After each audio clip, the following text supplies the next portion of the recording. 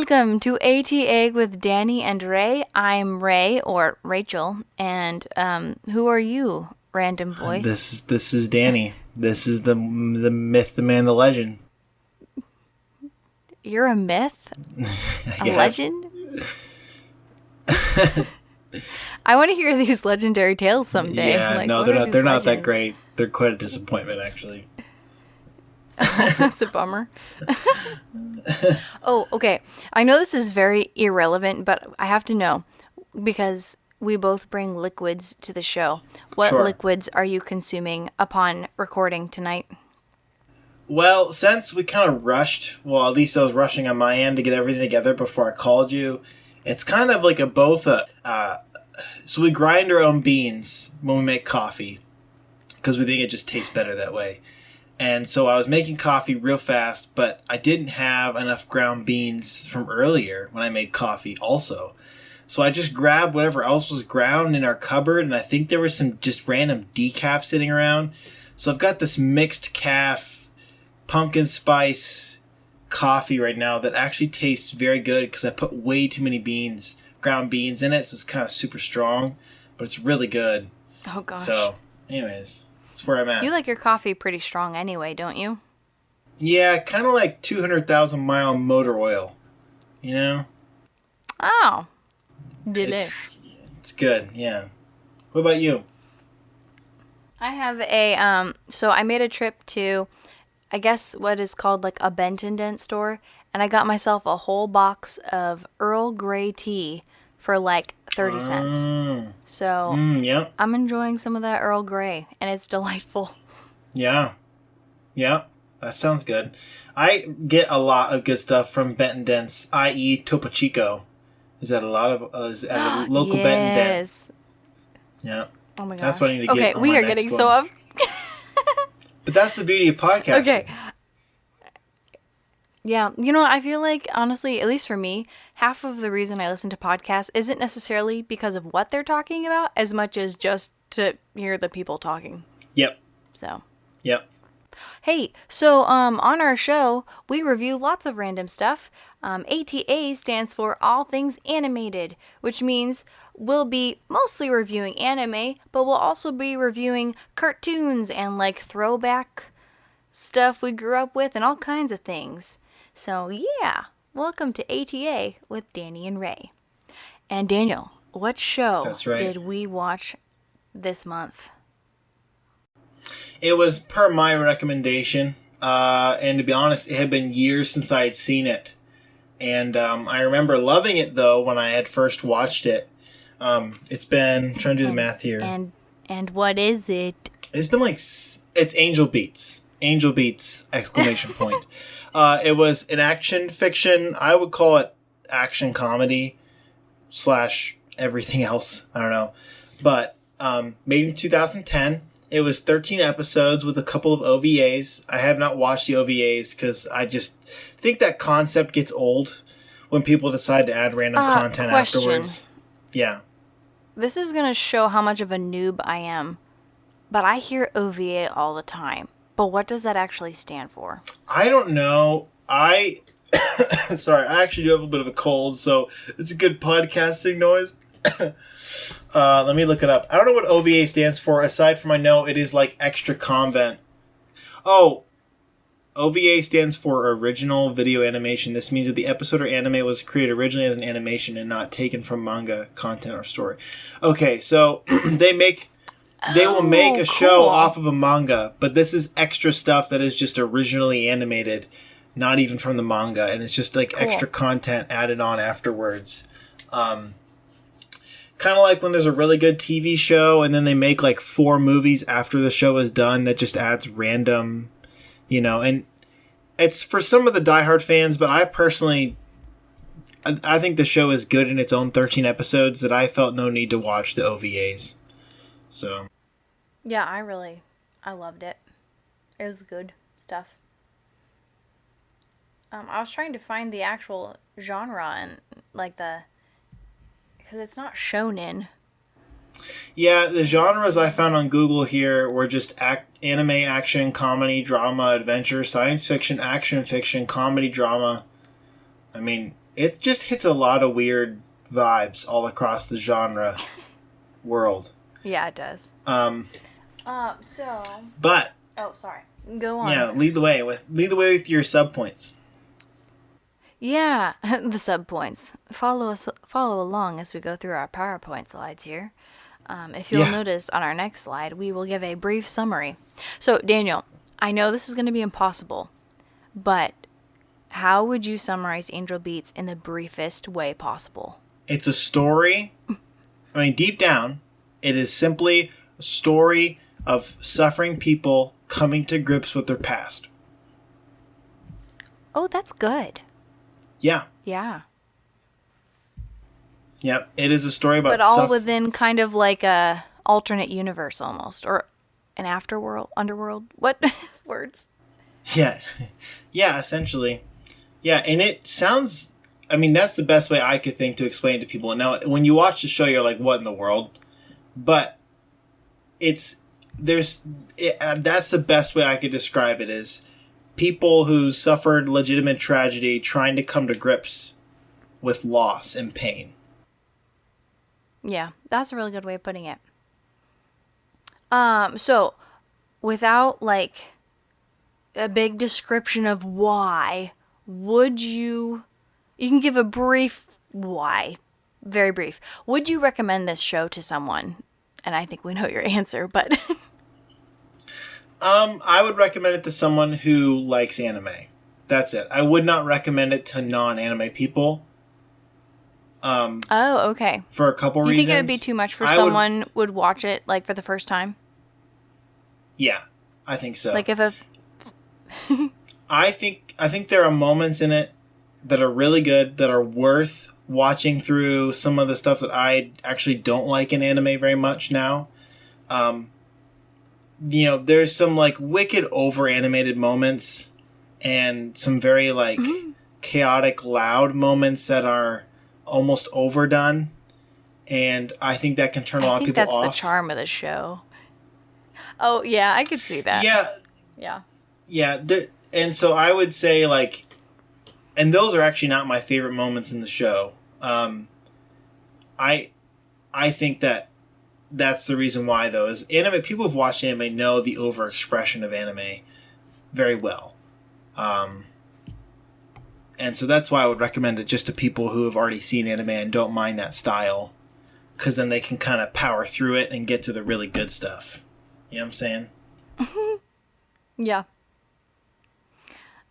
So for me, I would recommend it.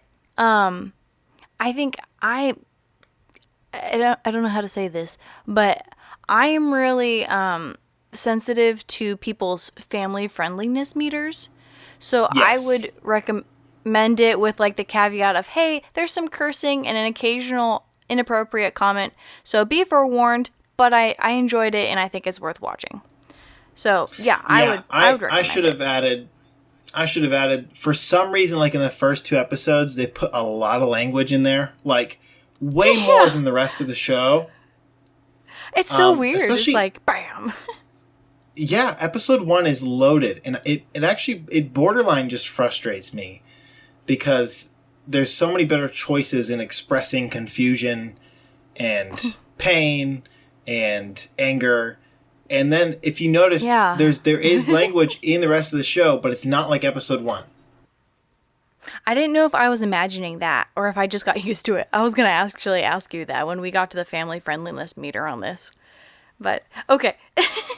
Yeah. But yeah, I would recommend it. But I'm always kind of like, I feel like I can't recommend stuff without being like, hey, watch out. But it's good. I enjoyed it. Yeah. I did. Yeah. Okay, let's summarize. So now we're getting into spoilers, guys. After this, it's fair game. So if you have not seen it and you don't want to be spoiled, then get out of here. And can I actually recommend, if you have not seen the show, log off right now of whatever you're listening to this on. Watch the show. It's 13 25-minute episodes. You can blast that out, a lot quicker than any modern TV show. And then come back and listen to the rest of this. Don't leave us. But definitely I would recommend don't spoil it. It's good. Yeah. So, speaking of spoilers, I have a confession. What's that? And Daniel, I think you already know this, but I do know this. so the reason I thoroughly enjoy listening to reviewing podcasts. So I listen to the Air We Weeb, which is an anime review podcast. They reviewed this, and I totally listened to it, spoilers and all. But the funny thing is, like, I actually didn't remember who was who when they were talking. I just enjoy the discussions they have because I find them to be hilarious people. So shout out to the Air We Weeb. But yeah, I definitely came into this show with spoilers and fan theories and all the things. So I feel like I kind of ruined it for myself. But yes, that is my confession. Yeah, well, sorry. you're forgiven. You still watched the show and you didn't like skip to the last episode or something, right? No, oh my goodness, that would have been awful. Good. Yeah, yeah. Well, we can talk about some of the things that we liked about the show. Should we give more of a preface so people who have decided just to get spoiled get a idea of what the show's actually about? Yeah, I think so. Okay. Hold on. So I'm trying to our find a main good dude- summary. Oh, I'm gonna try my hand at a summary. Okay, here we go. The Ray summary. The summary. Sure. Otanashi is a high school student, a young adult male who wakes up and finds himself in this universe where these high school students are battling an individual known as Angel.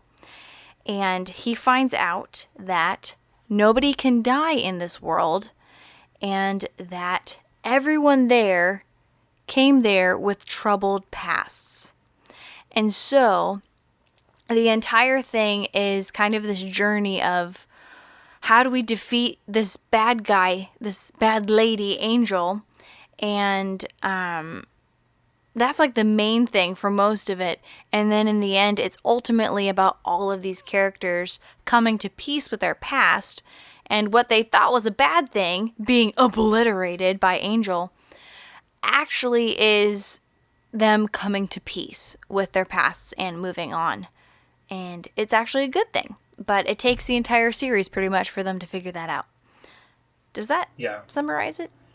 That's perfect. And I what I love about this, so what you'll notice from episode 1 all the way to 13 is that this whole show is under the ruse of essentially action and comedy. And then all of a sudden it will just blast you with a really, really deep moment. And that's what I like so much is... Yes. Go ahead. Oh, no. Go ahead. You're good.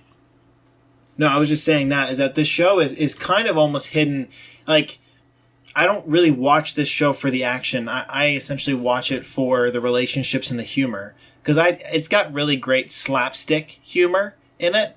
I think it does. Mm-hmm. There's some humorous moments where I'm like... And actually, there's some good verbal, like, humor as well. Like, just play on words and things like that. But the relationships and just some of the blunt slapstick humor is some of my favorites. Like, one in particular, actually, and this is probably one of my most favorite moments, is when they're all introducing themselves in the beginning, like in episode 1 or 2. And just their descriptions for everybody and the little things are amazing. Like when the guy with the glasses. Yes. Yeah, they're like, it's Takamatsu. I have the character sheet in front of me, so I know their names. But Takamatsu, and he's like, he looks really smart, but actually he's really stupid. Like, it's just everything is kind of... They bring out these stereotypes, and then they just throw them aside. Or like Oyama, his special power is that he has none. You know? And he's like one of my favorite characters because he ends up doing a lot, even though he literally has nothing special about him. Wait. You know? Who? Which one? Oyama, he's the guy who has to ask Angel out in the classroom. Oh And my goodness. I he love Oyama. He's so sweet and he innocent. talks like this all the time. He's like, does that mean I'm off the hook? It's so great. Okay, I have to ask you before we jump in. Did you watch it dubbed or subbed? Well, here's the thing. The very first time I had ever watched it, it was one of the first animes I had seen post my Bleach stage in life. And I was just knocking out these 12 to 24 episode shows, and so I had watched it dubbed, and now, I'll be honest with you, real weebs out there will hate this, I cannot watch it any other way because I have gotten so used to the dialogue in English that and the characters in English, yeah. that's very hard for me to switch back over. There are other shows that I prefer subbed. I got used to those voices. It's not the wording for me, it's actually the voices for the characters. Like that makes sense. The sound and inflection and all of that, I prefer. For example, one of my favorite shows, ReZero, I cannot watch dubbed. It's awful because I'm so used to the Japanese voices that I can't watch it dubbed. So this one I actually like it dubbed. But did you watch it dubbed or subbed? I did a mixture of both. Okay. Because it was kind of painful going back and forth. I think I prefer the sub, but for practical purposes, I watched it more dubbed because I couldn't always sit and stare at subtitles because, as you know, I have a 13-month-old son. So life is crazy. Yep, that's why I went dubbed too this time on my rewatch. Really? Yeah. Because you have a 13-month-old son? No. Yes, I do. No, just because I was because I was busy too, so dubbed is easy sometimes because you can just listen to it. And yeah, since I had already seen it so many times, even though it was like a long time ago, I was remembering stuff as it was coming up. We've talked a little bit about like family friendliness, but I don't know about you, but I think there's legitimate virtues brought out in this. There are some things that I don't like about the show. Obviously, like their view of God and their view of what people deserve in that sense.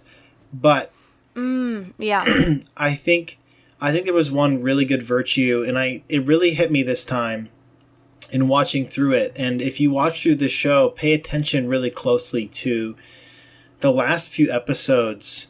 I mean, first, you know this, Rachel, this show flips itself on its head like 4 times. Stuff's twisting and turning. There's a lot of mysterious things about this show that I still have questions about, but I think it was purposeful that way to make you keep thinking about it and keep rewatching it.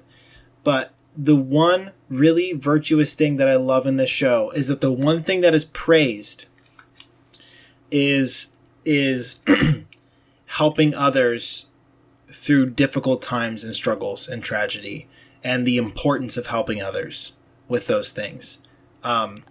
Because at first, none of them want to come to grips with what's happened. Everyone exclaims how they hate their lives, they hate God, they're fighting against the big man, right? They're doing all these things. But then by the end, they're coming to grips that their lives had meaning. Right? Well, I think one of the most transitional episodes is like episode 6, I think, or 7, when there was this mass killing of a bunch of students, which will come back to life, but you know what I'm saying, they're all killed. And right. Ayato Naoi, the vice president, substitute school president, whatever, is trying to play God. He's trying to be God. And it's because he's angry at life. And then, Yuzuru Otonashi ends up just, embracing him and just essentially just showing him that he cares. And that's what breaks him. And he realizes... And then their relationship is never the same. Yeah. Yeah. But it's just... That's one thing that I love about the show is there's these really subtle, really important things to notice as the show's playing out. And I think that's the one really virtuous thing in the show is the one thing that is always praised is helping others realize their life should never be viewed as a waste. Yeah, that's true. Yeah. And I think that's important because and then you come back to the real question of, okay, what assigns value to life? And as Christians we would say because we're made in the image of God. But I think this is just a neat thing. Because it was made by secular people, it lacks that. But I really do love the virtue of, you know, these people had troubled lives and they wanted to hate their lives. And the thing that is always brought up, even subtly, is your life, even though hard, was not a waste. You know, and I think that's just really, really cool. I like that. Yeah, I was actually going to ask you about if, because I don't know about you, but did you cringe when they were like, we are rebelling against God? Oh, yeah. Absolutely. Oh my gosh. Yeah. My insides were like, "Mm." Yep. But then I had to remind myself, and like, this is me not dismissing that, but like, we're not talking, this show is not talking about the God of the Bible, obviously. Right. This is because like in the whole story is taking place within the concept of karma and coming back as another creature or person after you die. So like obviously this is a completely different frame of mind we're dealing with. And so I had to remind myself of that. I'm like, they're not talking about Jesus. Right. It's from more of a... But still, it was like... To my understanding, more of a Buddhist. Yeah. Mm-hmm. But I do like it that, like, this whole world, or whatever it was so that they could get their dreams. It was like a take two. Like, you can have your dreams. You can do stuff you love. And it was like, oh, yay. And if you... Like I said, I think if you notice by the end, the emphasis was always on how Otanashi had ended up living his life. That he came in living a life where he actually sacrificed for people in pain. And that was the thing that was praised, was sacrifice to help others. Yeah. Which is hard, really... But that was lovely. Yeah, very good. That's what I loved about this show. And I realized it more this time, was that there was some really good virtues praised. And I think that's important. So before we continue any further, I'm just going to give the people a quick family friendliness meter. So the rating of family friendliness for me was swearing was a little high in the beginning, but it lowers with time. Yeah. So I realize everyone has different meters of what they can or cannot handle in that regard. Some people care, some people don't. So take that as you will. Right. One thing I thought was a bonus for them for this show was the lack of fan service. Yeah. And awkward comments. I think there was only one awkward comment towards a female. One or two. So, while that does not mean like, oh, that's okay. Like, right. Compared to most shows, that was great. The other thing was, this show is a little, there's some violence and gore. I wouldn't say it is goriness for goriness sake by any means. It's there to serve a point and to strike at your heart and core. Right. And it does that. But I tell you what, it hits hard. It does. So, this is obviously TV 14 for a reason. Do not show this to your childrens. Like, please be a teen, an older teen. Like, do not just show this to the wee ones. This is not for the wee ones. So that is my family friendliness meter. Thank you for coming to my podcast. Goodbye. But yeah, those are things that I feel like I just need to put out there. Like, it's actually pretty decent overall, but there are things to be warned of. I would definitely say this is one of those shows that you would want to go through and have some conversations about. Because you can have some really good conversations in this one. Yes. Like I said, this is one of those shows that has things I absolutely do not like. But there is a lot in it that I really do. And so it's always a constant. I think you have to really, really think through some of this of like, things that they say, especially the way that they deal with loss, is a lot of hate towards their life. It's a lot of hate towards their belief of who God is. It's a lot of hate, and so like they're dealing with this.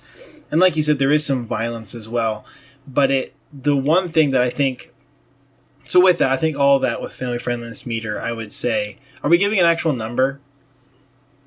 Or are we just saying? I don't know. Yeah. I don't feel like I'm plugged in online. Yeah, I don't know if I can I give a don't- good number. Like, I would say, maybe I'll put it this way. I think, how many angel swords out of 5 is this?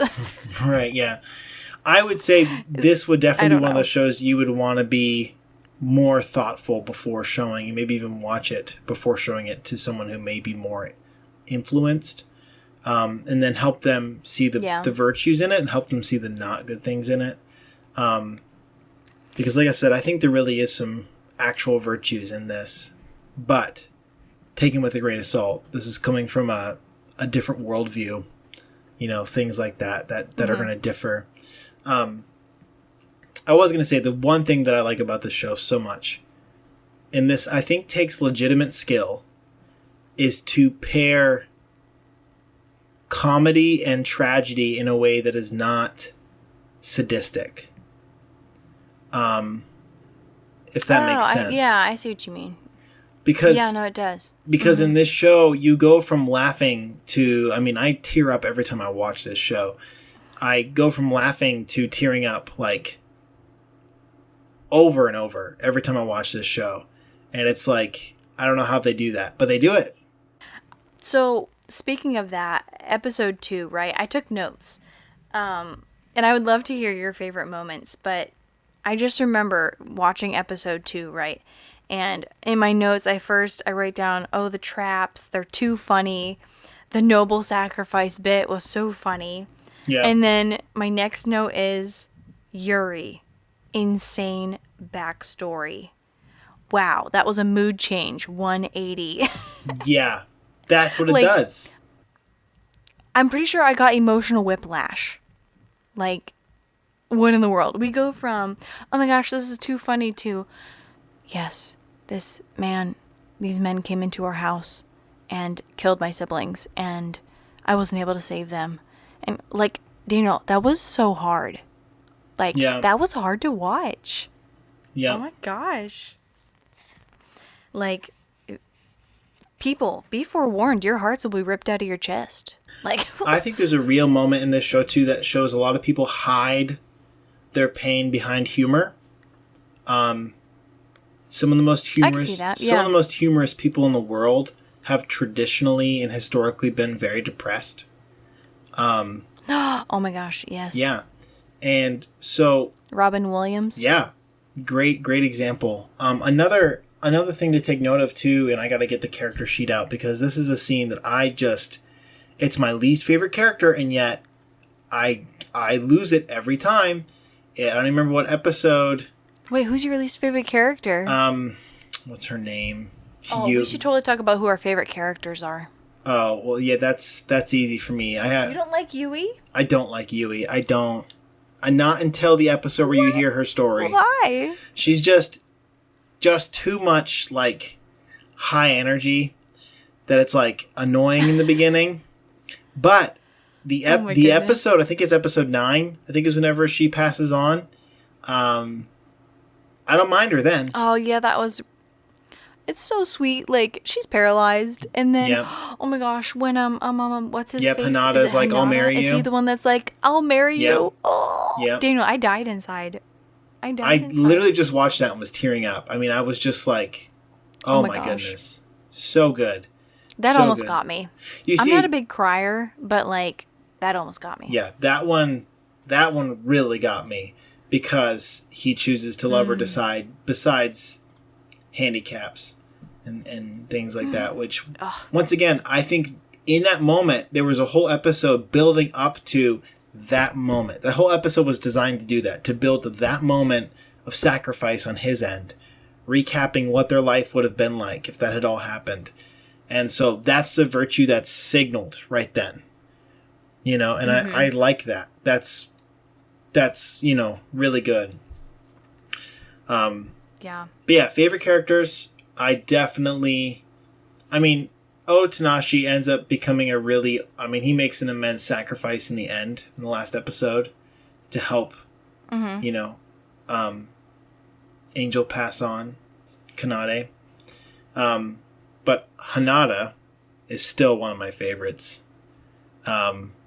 He is cool. Yeah. He has moments where he comes through. You know, he's kind of a dunce in the beginning. And then he has these, like, shining moments, like in episode 9 or 10, I think it is. Not 9, maybe it's only 10. But he has those shining moments where he sacrifices, you know? And I just think it's so cool. Who's another character you like? Okay, so my brain just jumped. Okay, pardon the jump. But I was thinking about how, I mean, I feel like it's so stereotypical, but I really did enjoy Otanashi.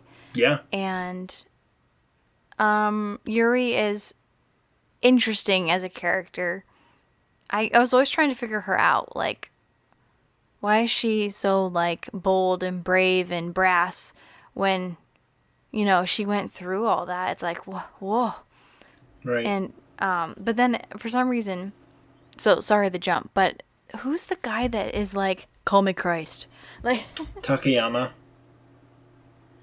Takayama? Yeah. Okay, so in the end there, when they're trying to find the person hacking into the world or whatever, the school, and changing the NPCs into monsters. Right. For some reason, when they were like, it's got to be someone with like great computer skills, my brain was like, it's Takayama. It's him. He's betrayed them all. reprogramming everyone because they won't call him Christ. Yeah. Yeah. but then it wasn't him, and I'm like, no. Yeah. Although I don't think that would have sold well. I don't think No. that would have actually had much of an oomph. I can't envision him being like, you didn't call me Christ, so Yeah. here we are. What is a favorite character of yours? I don't know, Daniel. I really enjoyed maybe Yui. Yui might have been a favorite, and maybe it's because I'm a sucker for high energy. I'm like, yeah. I also loved Iwasawa and her love for music. Yep. And the fact that like she healed so quickly. Like I loved her moment where she's like, "Oh my gosh, all my dreams are fulfilled," and bam, gone. Yeah. I don't know. Most. I love. Go ahead. I don't even know how to say his name. Ayato Naoi? Yeah. I think he's funny. I love it that one moment he's literally hating on everyone and judging them, and then the next moment he's like, "Oh, Tanashi, I worship the ground you walk upon." Yeah. I think one of my favorite has to be probably, and here's the thing, though, another thing that this show does really good, and someone posted a comment on the show that I noticed, was that there's really like a ton, as you watch it, there is a ton of little things that happen that are either humorous or cool or detailed. Like if you even, for example, when music is played, they're actually doing the fingerings and the chords correctly on the guitars.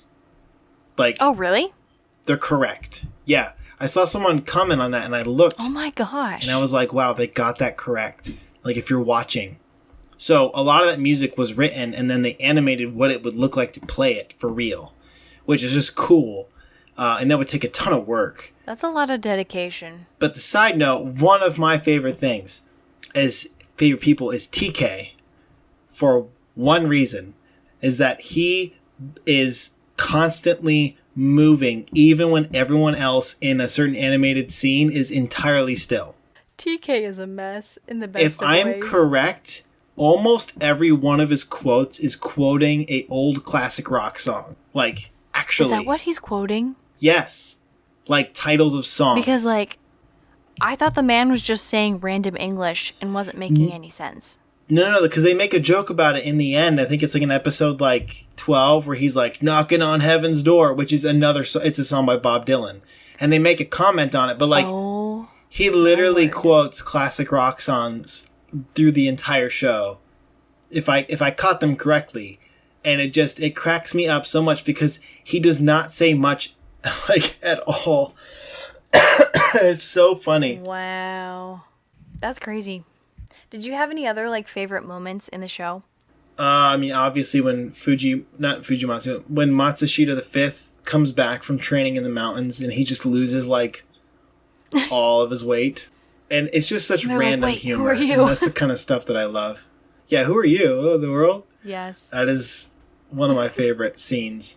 What were you going to add? I don't even know, Daniel. Now that I'm looking back, I don't even remember what my notes mean. Like, I thought the fishing episode with Angel was humorous. Yeah, that's good. Like, it just seemed absurd. I love that the fisherman comes out of nowhere. Oh, yeah. I don't even understand my notes. Here we are. I tell you what, I watched this at such random points, like late hours or during nap times for little people, and so I feel like I didn't get to fully experience this show, and it makes me very sad. Well, it's fine. We're still here. And Otanashi's story is so sad. Like, so sad. Yeah. I think this show made me realize that I have a deep, deep fear of, like, being in a situation where I don't have, like, fresh water or food or air. Like, that is genuinely terrifying to me. Yeah. And this show brought that out in me. I was like, I do not like this. Yeah, see... I do not like this. That's what's so weird about the show, is it is funny, and then it has moments like that where it's truly terrifying. I don't actually know who initially put this out. Jun Maeda. Japanese writer, co-founder of visual novel Branky Visual Arts. Films. Clannad. He didn't make Clannad, I don't think. It says. I think Aniplex. Maybe it was visual. Yeah, I think there was creators who animated similar shows, but the writer of this show... Yeah, the writer of this show... Now, the animators could have animated both shows. No, wait. It says notable works. You're right. Never mind. I was wrong. He made Clannad. He made Canon. He made Air. He made a bunch of shows like this. He made a bunch of crying shows. What's wrong with this guy? So,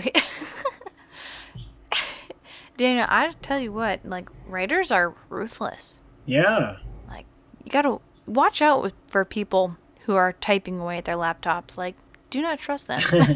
They are dangerous, and they will rip your hearts out. Yeah, he made a bunch of stuff. That's so cool. Anyways, yeah, that's what I think this show does well. Is it really brings a lot of emotions all together. Has some really good laughs. One of my favorite scenes is the classroom scene when they're trying to make diversions for tests. Oh gosh, yes. And is it Hinata? Is he the one that gets smacked into the ceiling a billion times? Hinata and Takamatsu. But there's a level of humor there that runs deep between, like, slapstick, repetition, foiling your expectations. Like, there's just this constant... I love that bit. It's really good. I don't know why, but I loved the line where...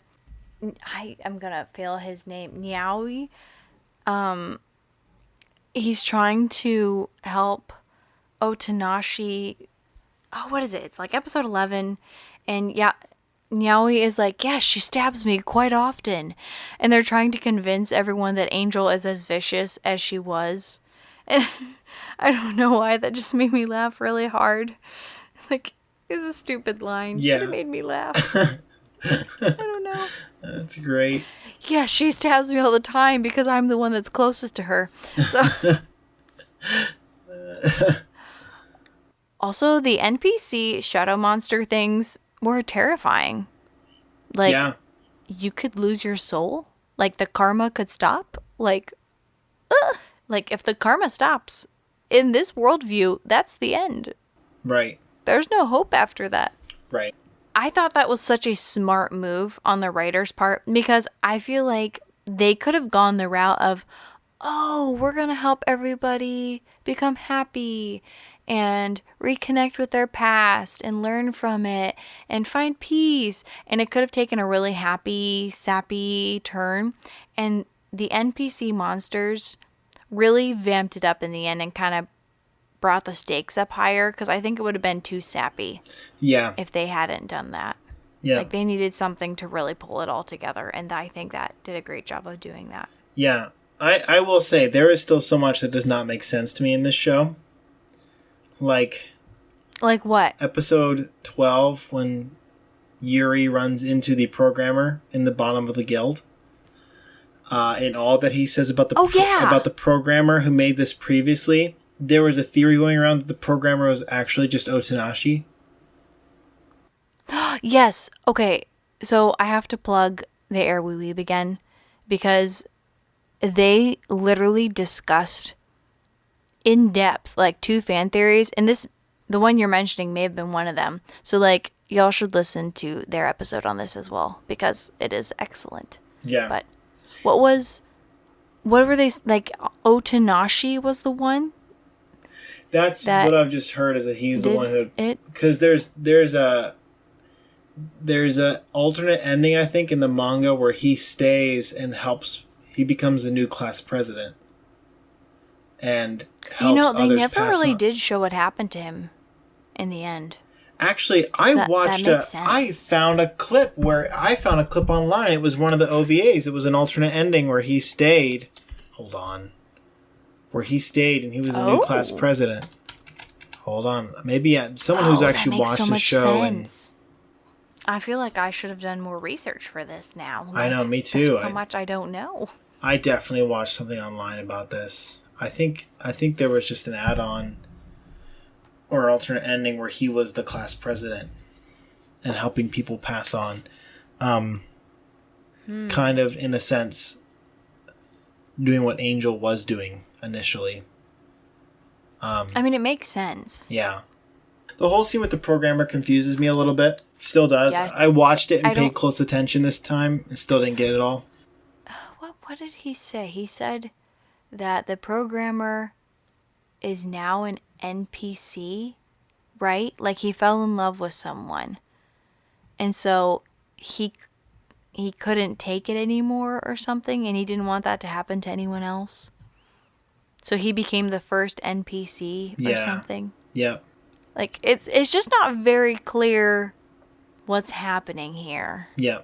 So another big question for me was the ending, because, and don't get me wrong, the ending, that got me, because this whole time, Tachibana is kind of like cute and quiet. It doesn't really say much of anything, and then all of a sudden in the end, she like can speak in full sentences.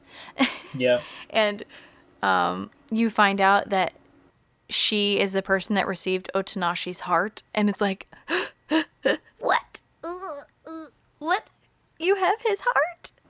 Oh, yeah. That got to me, Daniel. That, oof. Yeah. But as sweet as that is, my brain was like, how is that a thing? Because he got there after her, supposedly. And so I went onto the world of Reddit and I found a little chart. It doesn't necessarily satisfy my desire for an explanation, but it's something. So one theory is that step 1, Otanashi dies and goes to limbo. Step 2, Tachibana gets Otanashi's heart. And then Tachibana dies and instantly goes to the afterlife in this weird world. Step 3 or 4 or whatever we're at. Otanashi suddenly regrets things from his previous life and is dragged from limbo into the afterlife and loses memories. Yep. And thus, it doesn't satisfy my questions, but it's a thing. It's a theory. Yeah, I actually thought that made sense because and I think time, to my understanding, just flowed differently in the nature of the way that this worldview and this world that they were in was supposed to work.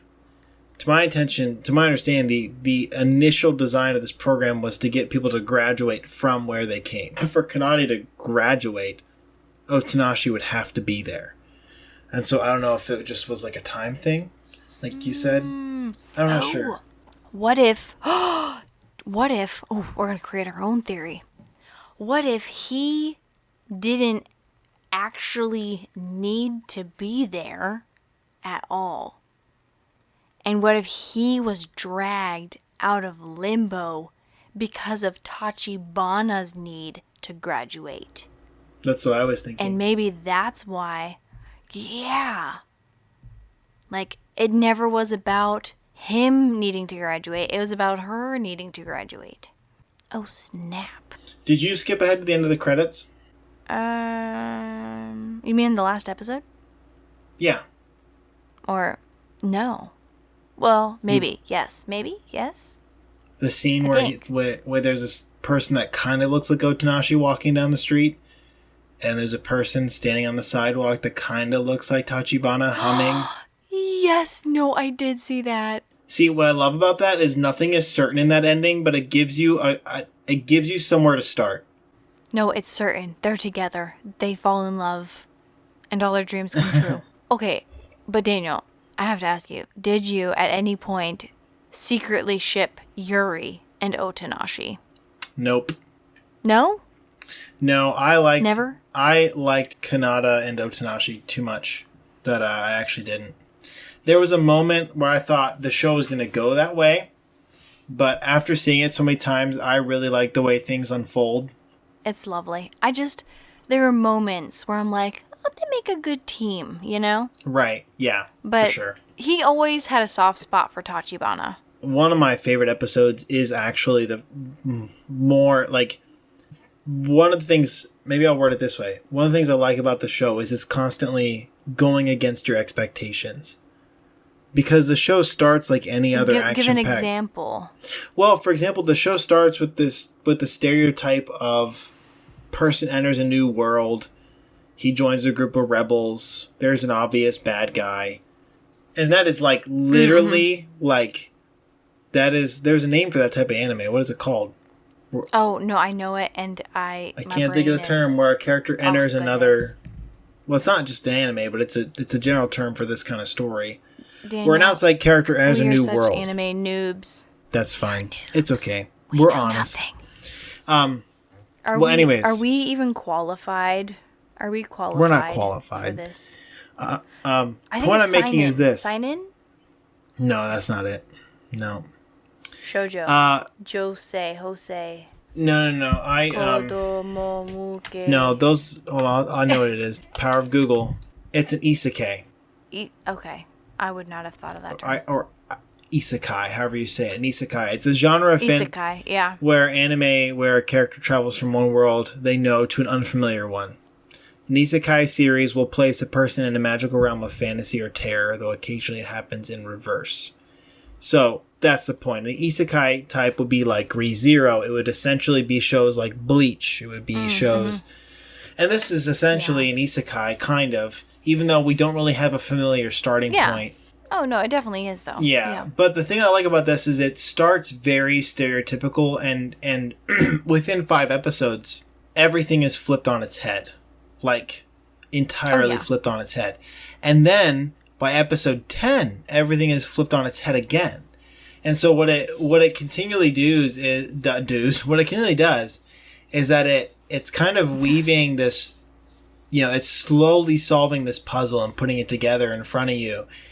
And I think this is one of its strengths, is that it does a good job in showing and not necessarily telling all the time. As things kind of start to change around you. Characters change, opinions change, actions change, Oh, yeah. Literally, like, the relationships between everyone is like, just kidding, we love Angel now. Like, wait, what? Yeah. And it totally different.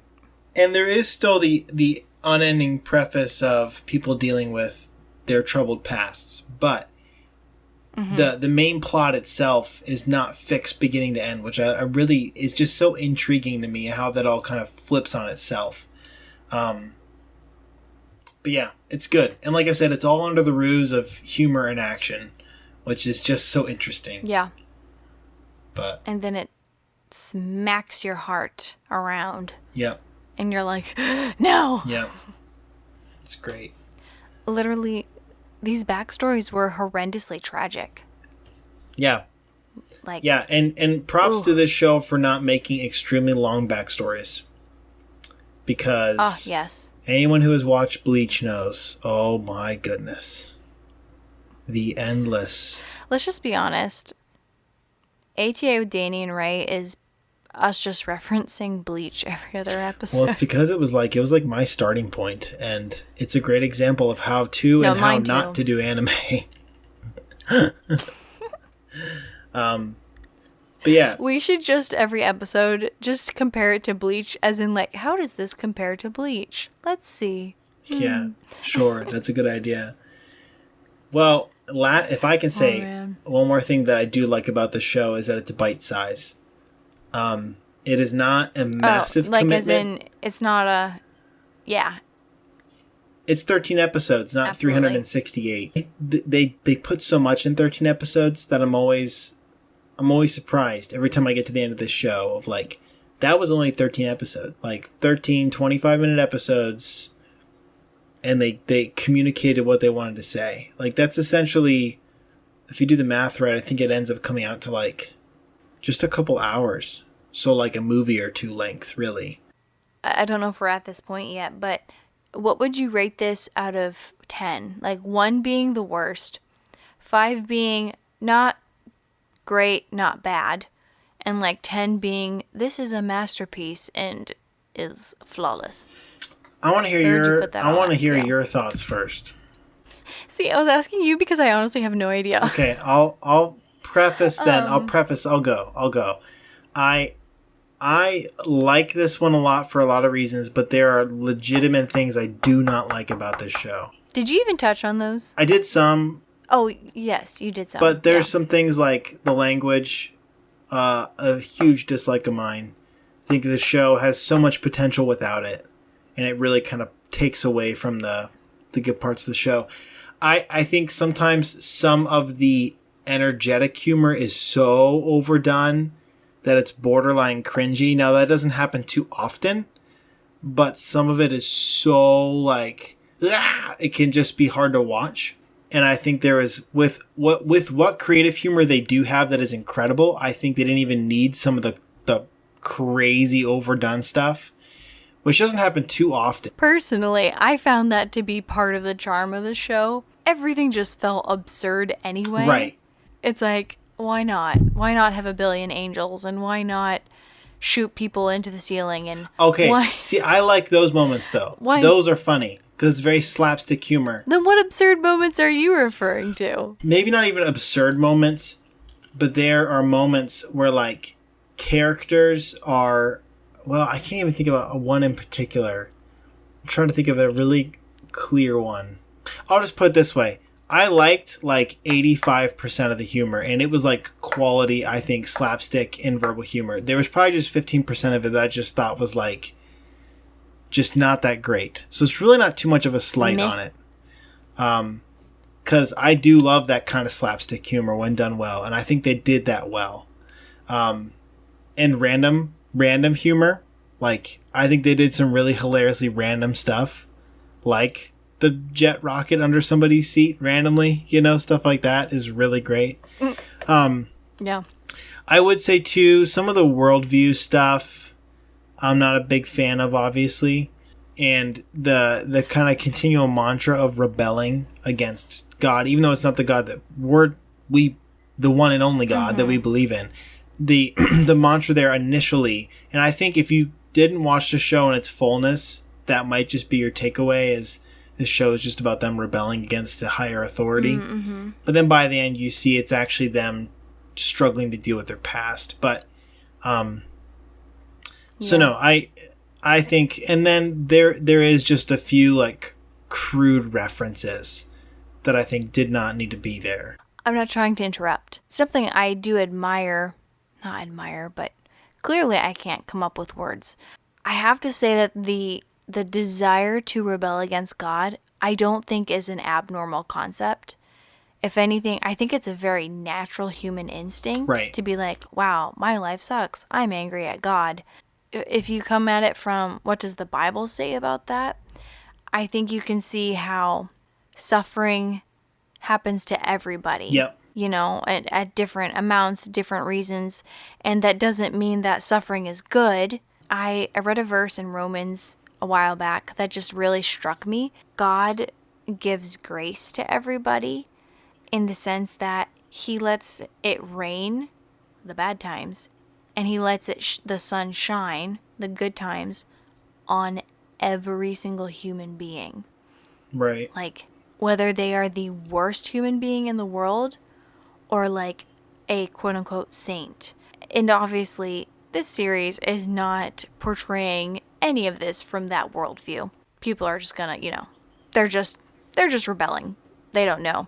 But I love it that when you look at the world through the lens of the Bible, it's your life could suck, despite the fact that we are all born with sin in our hearts and natural rebellion against God. God lets us live and breathe and get the sunshine.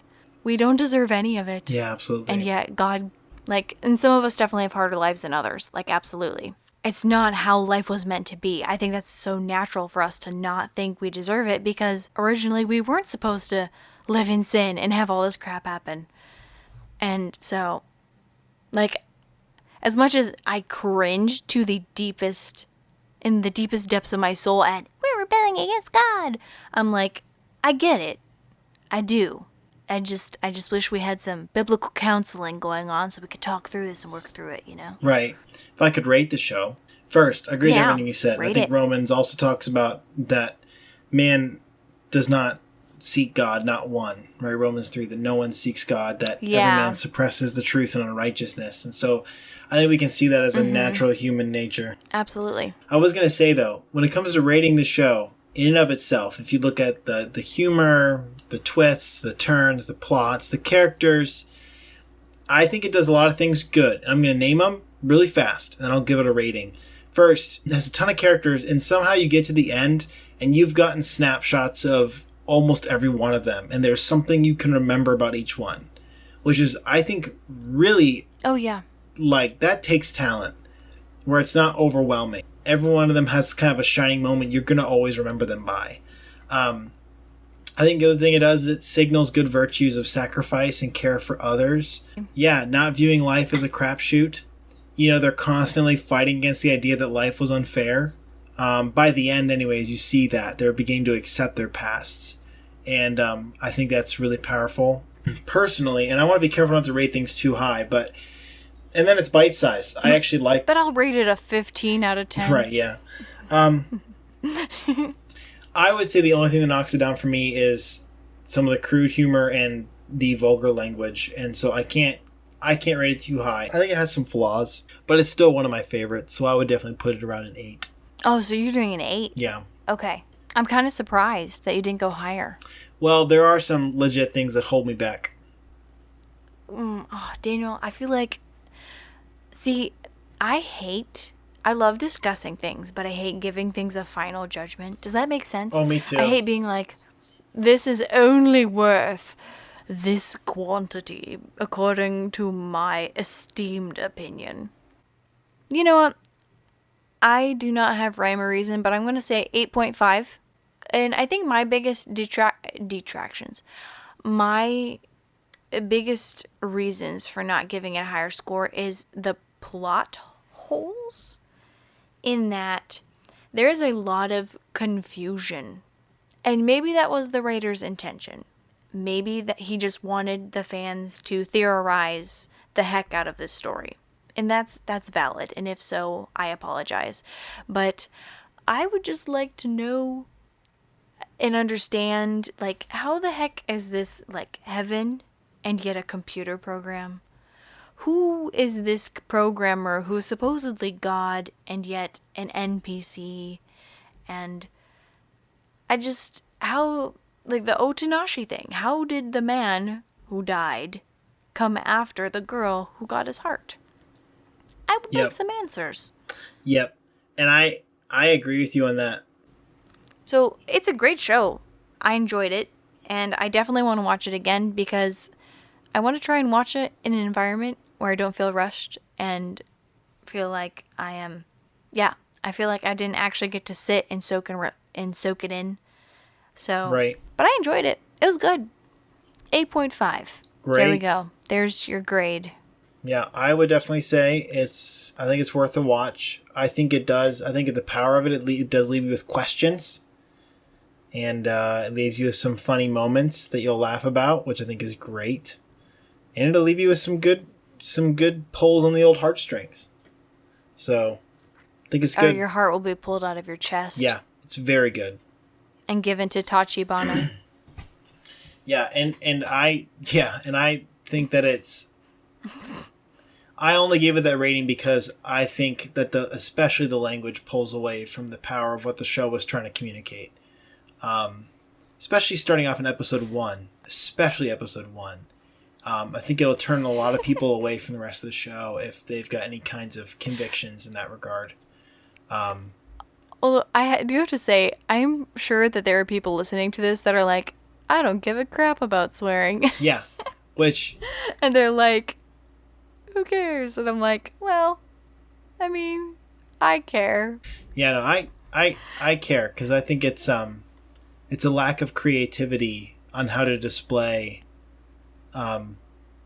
real emotion, and I think it's actually a lack of creativity in the ability to write. Yeah, I'm a huge fan of people who can create masterpieces without cussing, because I feel like that's kind of like people's go-to. Yeah. Is we gotta amp this up. Let's throw in a bit of cussing and some sexual innuendos, and that'll spice things up.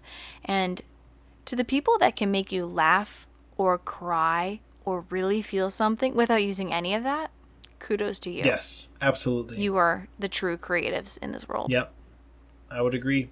Well, I think that's everything I have to say about this show. I mean, I literally just came out of watching the last episode before we recorded this, and I had seen it many times before, but it had been years. And so coming back and watching it again, I was pleasantly surprised. Did it feel like meeting up with an old friend? Yes, very much so. It was good. Felt like old tears. I had cried before. It was good. They came back. Yeah. Well, do we wrap this sucker up? I think so. Hey guys, thanks for listening to ATA with Danny and Ray. I'm Ray. This is Danny. If you liked this, shoot us a message or something, or follow us on social media. You can find us on Instagram, Facebook at ATA with Danny and Ray, or even shoot us an email at atawithdannyandray@gmail.com, because we would love to know your thoughts, or seriously, send us your suggestions for stuff to review, because we need help, and we'd love to hear your thoughts. Do you have anything else to add, Danny? I don't think so. We'll catch you guys on the flip side. Bye, guys! Peace out.